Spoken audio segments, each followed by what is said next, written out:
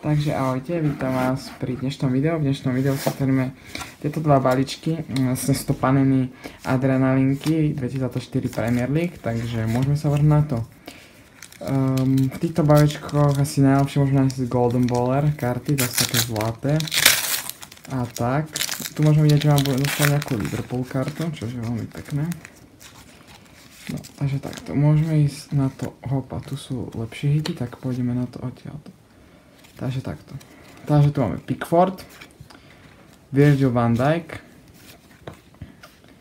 potom je Smitha, Šlup, máme tu Manchester City, Phil Foden Next Level, to je mega pekná karta, tá pôjde do zbierky, lebo Phil Foden zbieram karty.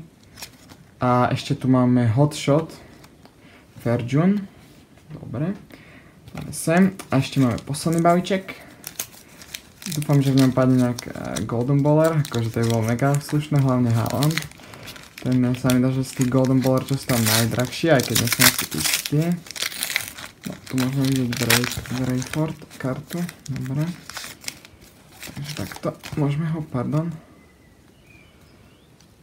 Takže, hopa. No, takže počkajte. No, môžeme otočiť takto najskôr. Takže Adam Smith, toho mám druhýkrát.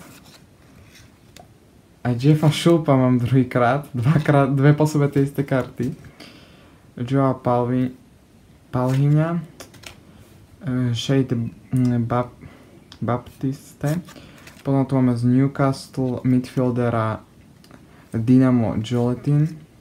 A player maker Bruno Fernandes. No, takže si myslím, že celkom slušné karty. Mňa najviac asi potešila táto karta Next Level Phil Foden. No, takže toto bude všetko z tohto videa, dúfam, že sa vám páčilo. Tak čaute.